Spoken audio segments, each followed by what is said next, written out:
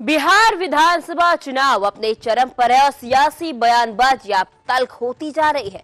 उत्तर प्रदेश के मुख्यमंत्री यानी कि योगी आदित्यनाथ ने दरभंगा, मुजफ्फरपुर और दीघा की रैलियों में विपक्षपति के हमले बोले हैं। योगी आदित्यनाथ ने कहा, महागठबंधन हिंदू द्रोही है, बिहार विरोधी है और राज्य की सुरक्षा में सेंध लगाने की कोशिश कर रहा है। उन्होंने इंडी गठबंधन की तुलना 3 बंदरों से की और कांग्रेस, राजद और समाजवादी पार्टी को कटघरे में खड़ा कर दिया है। बिहार की धरती से उठी इस राजनीतिक गूंज ने चुनावी माहौल को और भी गर्मा दिया है। दरभंगा की रैली में माहौल पूरी तरह चुनावी जोश से भरा था। मंच पर भगवा झंडे लहरा रहे थे, नारे गूंज रहे थे और भीड़ के बीच योगी आदित्यनाथ अपनी जोशीली आवाज में बोले, आपने गांधी जी के 3 बंदरों के बारे में सुना होगा, लेकिन अब इंडी गठबंधन के भी 3 बंदर हैं, पप्पू, टप्पू और अप्पू। इस पर भीड़ में हंसी और तालियों की गूंज फैल गई। योगी ने आगे जोड़ा कि पप्पू सच नहीं बोलता, टप्पू सही नहीं देखता और अप्पू सच नहीं सुनता। उनका सीधा निशाना कांग्रेस, समाजवादी पार्टी और राजद पर था। मंच से उठे इन तीखे शब्दों ने चुनावी माहौल में नई हलचल पैदा कर दी और बिहार की सियासत में एक बार फिर व्यंग्य के तीर चल पड़े। दरभंगा की सभा में योगी आदित्यनाथ ने अपने भाषण को आस्था और राष्ट्रीय सुरक्षा से जोड़ा।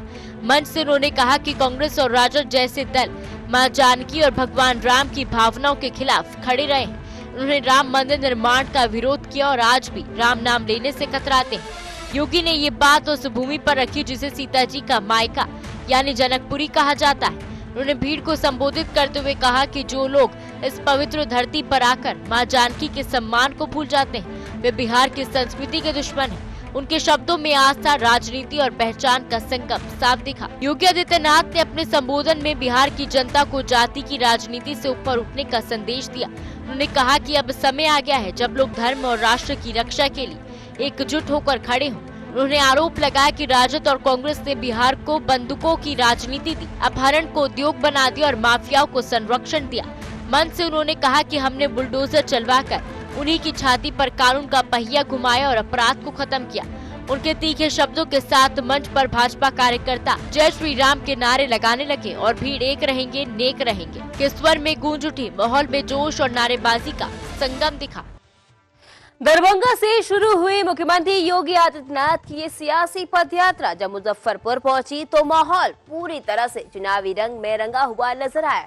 मंच से उठी आवाज में बिहार के पुराने दौर की झलक थी।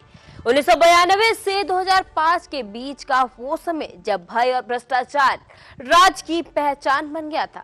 शाम ढलते ही गलियों में सन्नाटा फैल जाता था, मानो कोई अदृश्य कर्फ्यू लगा हो। योगी की जनसभा में जब ये पुरानी तस्वीरें गूंज उठी तो भीड़ ने तालियों से जवाब दिया। ये वही लम्हा था जब बिहार के अतीत की यादों ने वर्तमान की राजनीति को झकझोर दिया। योगी आदित्यनाथ ने अपने संबोधन में बिहार के पुराने दौर की तस्वीर सामने रखी। उन्होंने कहा कि एक समय था जब पटना हाईकोर्ट तक को कहना पड़ा था कि बिहार में सरकार नहीं बल्कि गुंडों का राज चल रहा है। उन्होंने आरोप लगाया कि उस दौर में पेपर लीक एक धंधा बन गया था। चारा घोटाले में 900 करोड़ रुपए डूब गए थे और गरीबों को उनका हक तक नहीं मिल पाता था।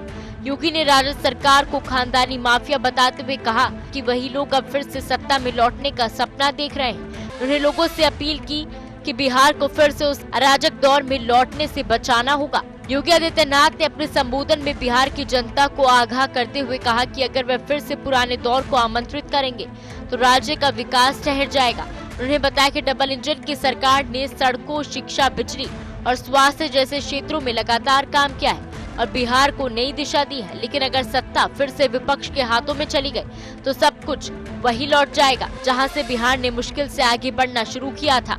उन्होंने उदाहरण देते हुए बताया कि कैसे उत्तर प्रदेश में बुलडोजर नीति से अपराध पर लगाम लगी और अब बिहार में भी ऐसी ही सख्ती की जरूरत है ताकि विकास का पहिया थमे नहीं। मुजफ्फरपुर की जनसभा में योगी आदित्यनाथ ने अपने भाषण को व्यंग और तंज के मिश्रण से भर दिया। उन्होंने तेजस्वी यादव, राहुल गांधी और अखिलेश यादव पर अप्रत्यक्ष हमला करते हुए उन्हें राजनीति के 3 बंदर बताया। योगी ने कहा कि एक देखता नहीं, दूसरा सुनता नहीं और तीसरा बोलता नहीं, लेकिन तीनों बिहार को तोड़ने और उसकी एकता को कमजोर करने की साजिश में लगे हैं। उन्होंने कहा कि जो लोग धर्म और आस्था के खिलाफ खड़े हैं वे असल में बिहार के विकास और उसकी स्थिरता के भी दुश्मन हैं। उनके भाषण में धार्मिक आस्था और सियासी संदेश दोनों का संगम दिखा, जिसे जनता ने जोरदार तालियों से समर्थन दिया। क्या आपका अस्पताल नर्सेस और डॉक्टर्स की कमी से परेशान है? अब पेशेंट केयर पर समझौता नहीं। IITR India international technical recruiters national और इंटरनेशनल एम्प्लॉयर्स ऑफ एम्प्लॉयज के लिए एक ही मीटिंग पॉइंट। हम रिक्वायरमेंट्स मैच कर सही ऑप्शंस देते हैं। दरभंगा और मुजफ्फरपुर के बाद जब मुख्यमंत्री योगी आदित्यनाथ की जनसभा दीघा पहुंची तो मंच से उठी हर बात में सियासी संदेश साफ झलका। उन्होंने विपक्ष पर निशाना साधते हुए महागठबंधन को बिहार की पहचान के लिए एक बहुत बड़ा खतरा बता दिया। सभा में गूंज उठा कि जो कभी इस राज्य की बदनामी के प्रतीक थे वही अब नए नाम से एकजुट होकर सामने आए हैं। योगी ने जनसभा को याद दिलाया कि यह धरती राम, जानकी, बुद्ध और महावीर की है, शांति, आस्था और त्याग की प्रतीक है, मगर कुछ ताकतें इसे घुसपैठ और जातीय संघर्ष की भूमि में बदलना चाहती है। दीघा की सभा में योगी आदित्यनाथ ने अपने भाषण में बिहार के पुराने दौर की अस्थिरता को याद दिलाया। उन्होंने कहा कि 1992 से 2005 के बीच बिहार जातीय संघर्षों का केंद्र बन गया था, जहां जातीय सेनाओं का जन्म हुआ और बांग्लादेशी घुसपैठियों का इस्तेमाल किया गया। योगी ने आरोप लगाया कि उन्हीं प्रवृत्तियों को अब फिर से लौटाने की कोशिश हो रही है। उन्होंने कहा कि प्रधानमंत्री नरेंद्र मोदी के नेतृत्व में बिहार को विकास, सुरक्षा और सम्मान मिला है। मोदी सरकार ने बिहार के विकास के लिए जो धन भेजा उससे लोगों के जीवन में बदलाव आया है। योगी ने जनता से अपील की कि विपक्ष की पुरानी नियत को पहचाने और बिहार को फिर से अराजकता की ओर जाने से रोके। योगी आदित्यनाथ ने अपने भाषणों में राष्ट्रीय एकता और सुरक्षा को सबसे बड़ा मुद्दा बताया। उन्होंने मंच से कहा कि कांग्रेस ने कश्मीर में विवाद की नींव रखी, अनुच्छेद 370 लागू किया और देश को बांटने का काम किया, लेकिन प्रधानमंत्री नरेंद्र मोदी और गृह मंत्री अमित शाह ने उस ऐतिहासिक भूल को ठीक किया और कश्मीर से अनुच्छेद 370 हटाकर भारत को एक सूत्र में जोड़ा। योगी ने इसे सिर्फ कश्मीर का नहीं बल्कि पूरे देश की एकता और सम्मान का सवाल बताया। उन्होंने बिहार की जनता को संदेश दिया कि एनडीए की जीत सिर्फ एक राजनीतिक विजय नहीं बल्कि राष्ट्र की मजबूती और अखंडता की गारंटी है। उनके शब्दों में देशभक्ति और राजनीति का समन्वय साफ झलकता है। सभा के समापन में योगी आदित्यनाथ ने जनता से एनडीए के समर्थन की अपील की। उन्होंने मंच से कहा कि एनडीए की जीत ही बिहार की जीत है और यही बिहार के विकास, सुरक्षा और एकता की गारंटी है।